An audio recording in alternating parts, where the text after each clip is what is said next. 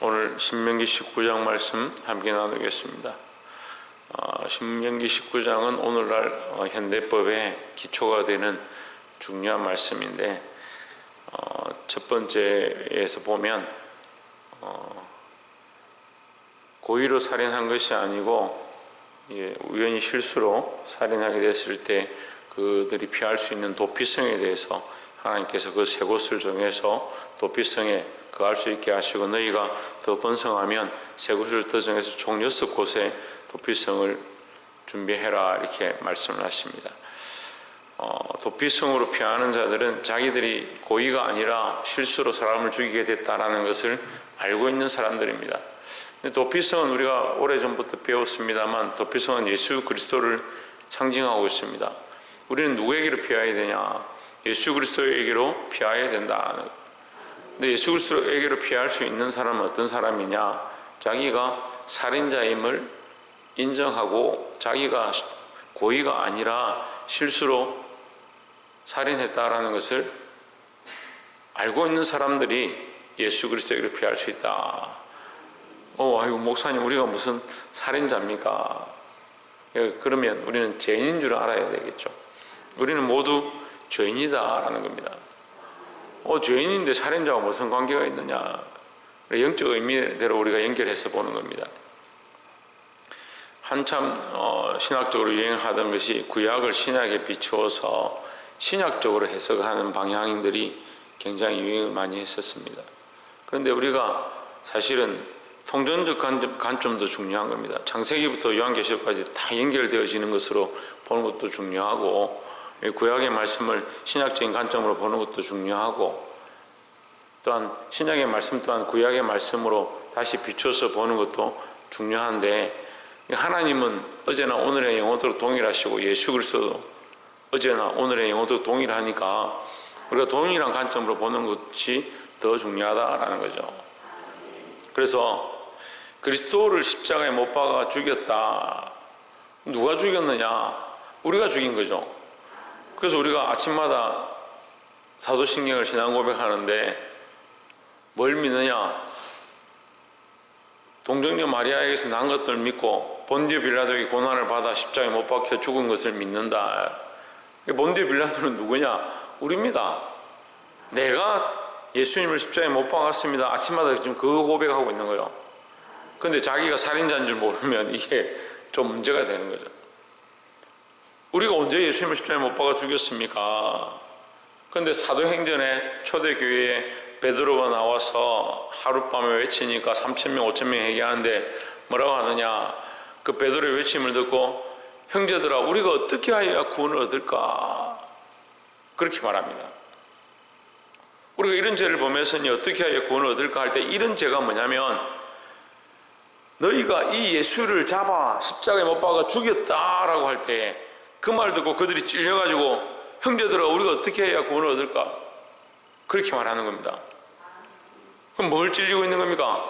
예수를 십자가에 못 박아 죽인 것에 대한 그 찔림을 가지고 있는 거죠. 그래서 그 회개가 일어나고 하루에 3,000명, 5,000명이 회개하며 하나님 앞에 돌아오는 역사가 나타난 거죠. 뭘 인정해야 되냐? 우리가 죄인임을 인정하고 본디 근본 없었고 몰랐던 죄인이다. 우리가 그게 죄인 줄 몰랐고 하나님을 잘 몰랐고 예수님을 잘 몰랐기 때문에 내 마음대로 살았던 것, 하나님 법을 따르지 않았던 것, 그래서 고의가 아니었지만 실수로 우리가 죄를 범했고 알지 못하던 때에 허물되어졌던 수많은 그 죄들을 범했던 것을 우리가 기억하고, 우리가 우리의 죄 때문에 예수님이 돌아가셨구나, 우리의 죄 때문에 예수님 십자가에 달리셨구나, 그걸 인정할 수 있어야 된다는 거죠. 문제는요, 그걸 인정하지 않으니까 주와 함께 죽으면 주와 함께 살리라, 이거 안 믿는 거예요. 믿고 있다고 생각하는데 그냥 단순히 뭘 믿냐? 예수 믿으면 천국 간다, 이렇게만 알고 있는 거죠. 그럼 뭐 아무것도 모르는 거잖아요. 예수님 우리를 위해 죽으셨습니다. 왜 죽으셨습니까? 우리의 죄 때문에 죽으셨습니다. 우리는 죄인입니다. 무슨 죄인이냐? 죽을 수밖에 없는 죄인입니다. 우리에게 가능성이 없고 예수 그리스도로만, 그 은혜로만 하나님 앞에 나아갈 수 있다는 사실을 알아야 하고, 그 예수님이 십자가에 죽으심으로 우리를 구원하셨구나. 그럼 어떻게 됩니까? 우리는 이제 주를 위해 살아야겠구나. 내 생명을 살게 하신 주 안에서 살아야겠구나. 그래서 도피성이, 여러분 뭡니까? 도피성에 실수로 너희가 나무를 베다가 잘못해서 도끼가 날아가서 옆에 있는 사람을 쳐서 죽였다 하자.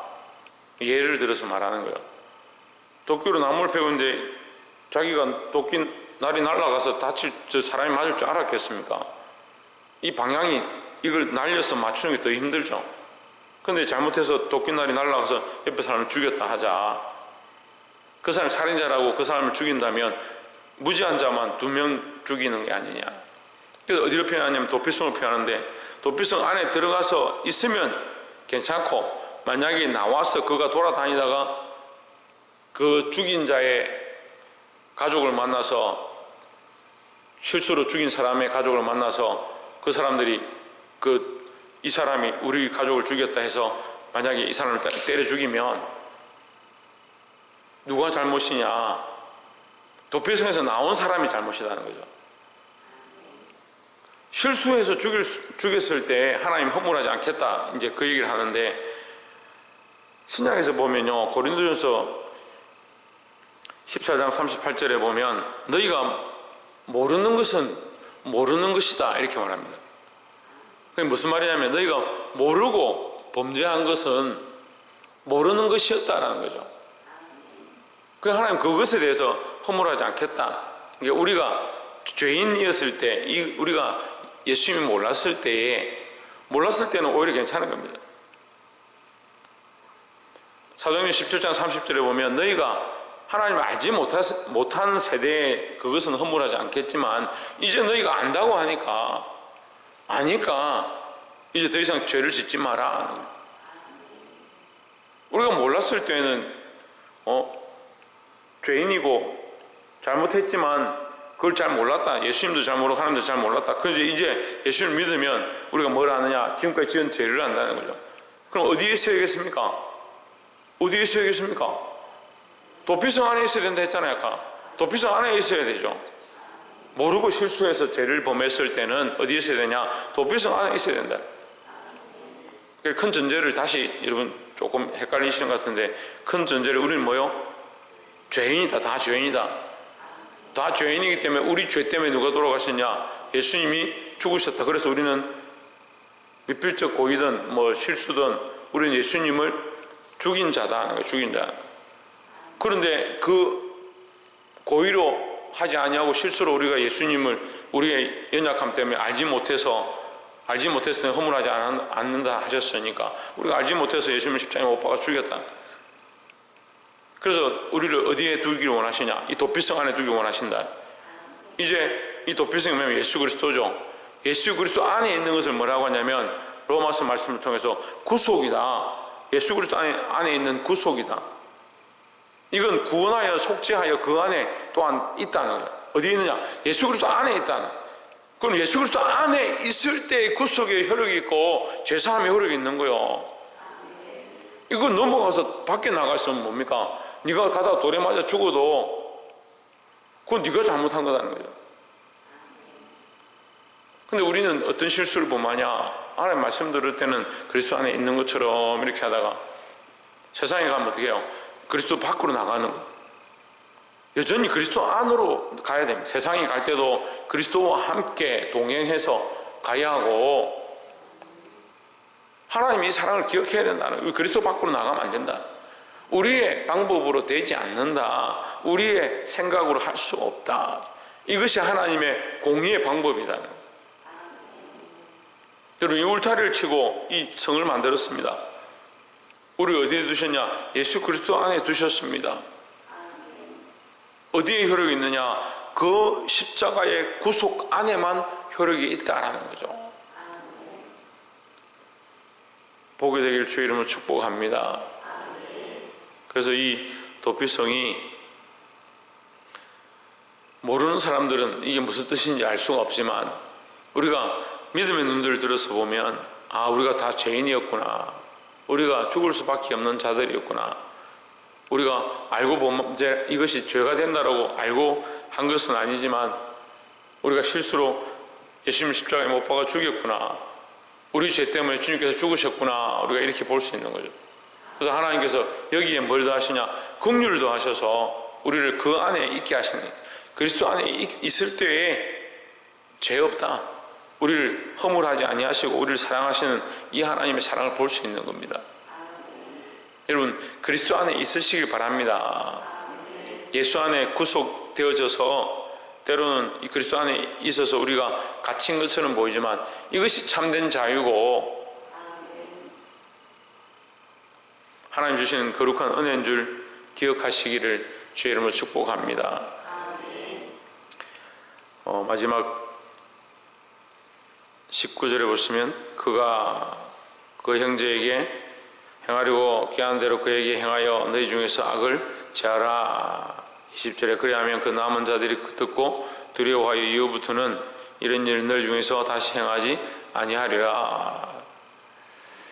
21절에 보면 내 눈이 긍휼히 보지 말라. 생명은 생명으로, 눈은 눈으로, 이는 이로, 손은 손으로, 발은 발로니라 했습니다. 자, 이거 지금 이슬람이나 이런 무슬림이나 이런 나라들은 아직도 이렇게 행합니다.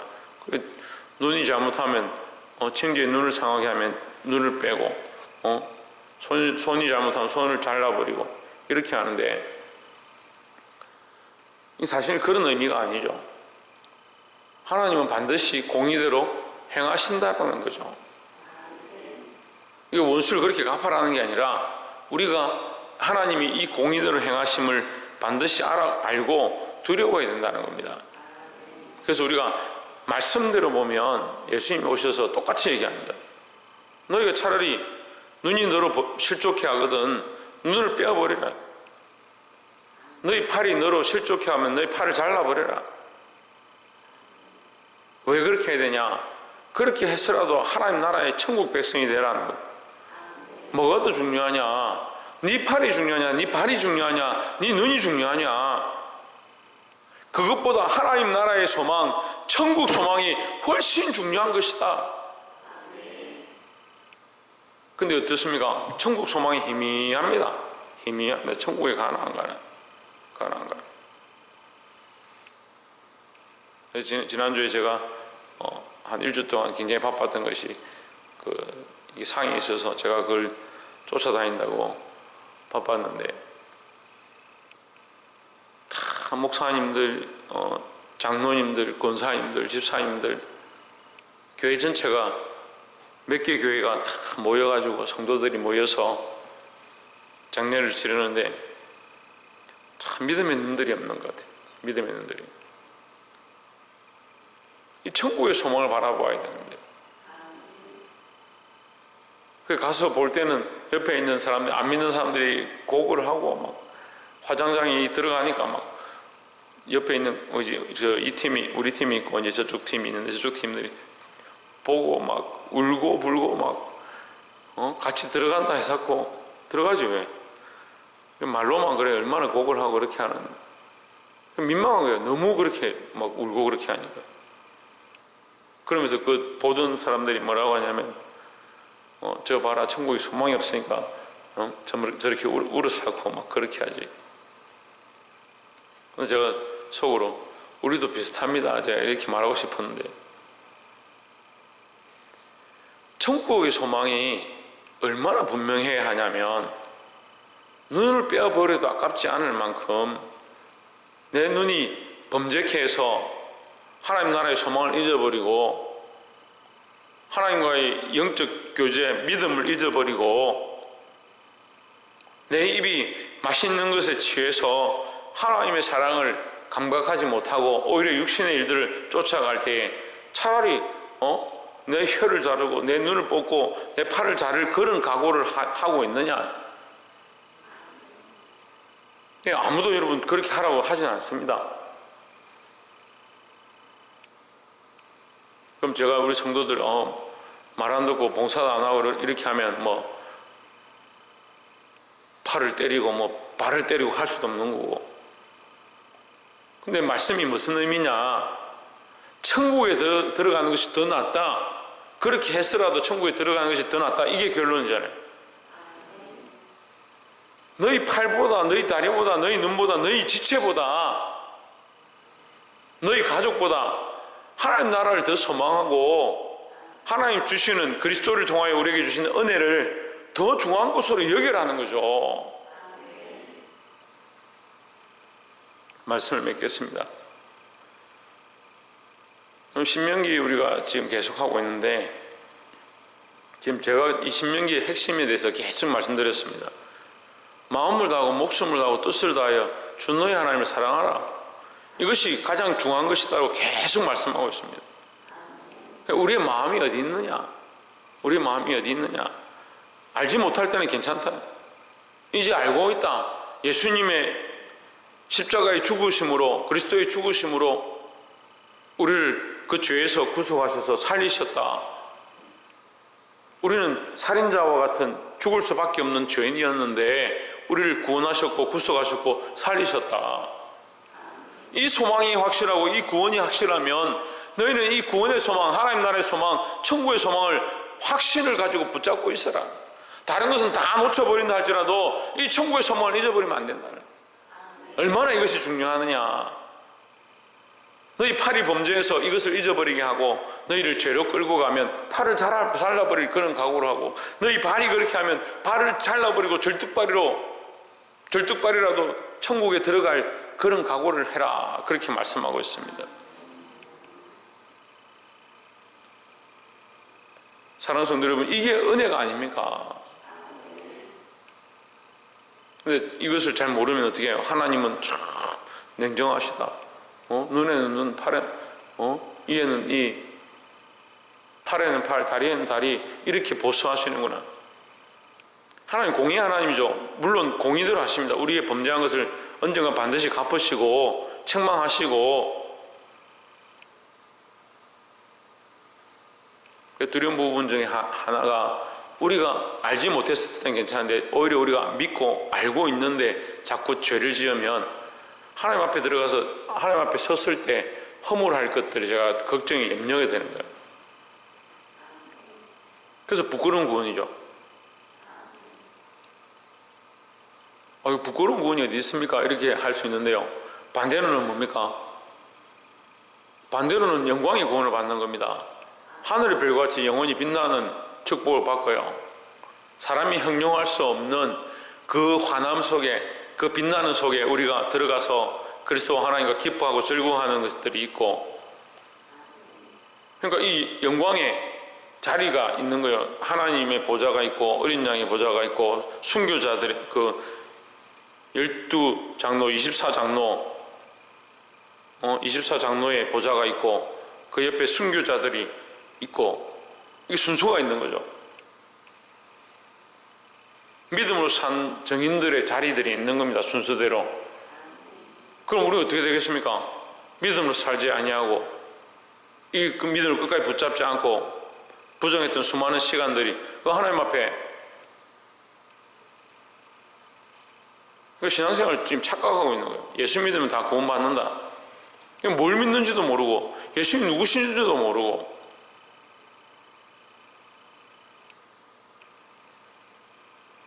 그 신학에 저는 오류라고 생각하는데, 예수 믿고 나면 모든 죄가 다 사하기 때문에 천국 들어가면 다 괜찮다.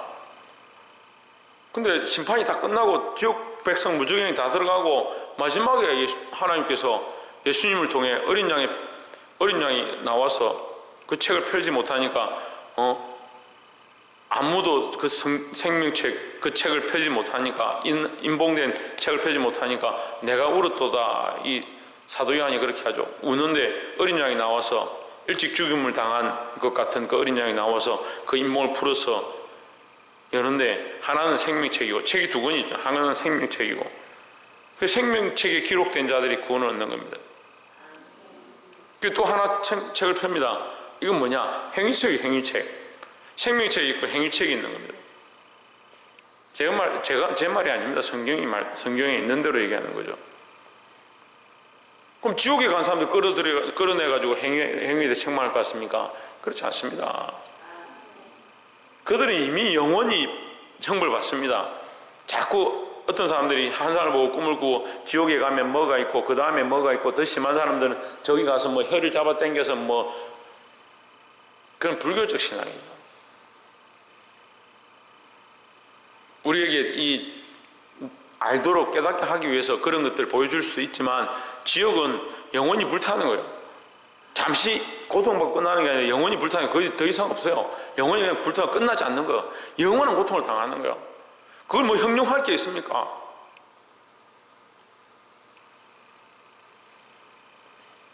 근데 자꾸 그레이드를, 지옥에 조금 죄 지은 사람은 좀 낫고 1등실, 2등실, 3등실, 뭐 뱀이 울고 그래, 독사가 울고 그래, 그 밑에 가면 뭐 혀를 뽑고, 그 밑에 가면 뭐 바늘이 있어가지고. 여러분, 아닙니다. 지옥은 그냥 영원토록 불타는 거예요. 지옥 가면 끝이에요. 그래도 난 좀 덜 죄를 지어서 지옥에 1등실에 가서 조금 그래도 편하게 있겠지. 천만의 말씀입니다. 얼마나 어리석고 불쌍한 사람들이 그런 생각들을 하고 있는 사람들이. 근데 초대 한국교회 그런 간증들을 어마어마하게 많이 했습니다. 그래서 지옥을 내가 보고 왔고 천국을 보고 왔고. 근데 물론 하나님께서 우리에게 그런 것들을 알게 하시기 위해서 그런 말씀들을 주셨다라고 볼 수 있습니다. 근데 영원히 불탑니다. 천국은 뭡니까? 천국은 들어가는데 하나님 앞에 상급이 있는 거예요. 상급이. 많은 사람들을 옳은 대로 인도한 자는 하늘의 별같이 영원토록 빛나리라 했는데, 똑같으면 어떻게 합니까? 하나님 반드시 갚으시는 거예요. 공의 하나님께서 갚으시는 대로 주시는 거예요. 그리스도와 함께 하나님 우편에 설 자가 있고, 저기 부끄러움을 당할 자들이 있는 거예요. 아무런 상급도 없고 겨우 예수 믿고 십자가에 못 박혀 그날 죽으면서 오늘 네가 나와 함께 낙원에 가 있으리라 했던 그 강도가 무슨 공로로 있겠습니까? 들어간 것에 감사하는 거죠. 근데 우리가 반드시 하나님 앞에 가서 이 행위에 대하여 믿음으로 살았는지, 내 욕심대로 알면서도 계속 그렇게 살았는지, 그것에 대해서 공의로 판단받게 된다는 거죠. 물론 우리가 다 알 수는 없습니다. 저도 다 안다라고 말씀드리는 게 아니라 비춰지는 것에 대해서 조금 설명하고 있는 겁니다. 다 알 수 없지만 우리가 정말 주의해야 되는데, 차라리 알지 못했을 때는 허물하지 않으신다는 거예요. 근데 이제 우리가 다 압니다. 예수님도 알고 예수님의 십자가도 알고 그 부활도 알고 그 고난도 이제 다 알고 있습니다. 그럼 어디 있어야 되냐? 예수 그리스도 안에, 그 구속 안에 있어야 이 은혜가 된다는 거죠. 왜 자꾸 밖에 나가서 내 마음대로 살고 죄를 범하고 그리스도 없는 것처럼 살아가느냐? 그것에 대해서 반드시 뭐한다? 눈에는 눈, 이에는 이, 하나님께서 공의로 행하신다. 그래서 우리가 이 말씀을 기억하고 말씀대로 바르게 사시기를 주의 이름으로 축복합니다. 기도하겠습니다.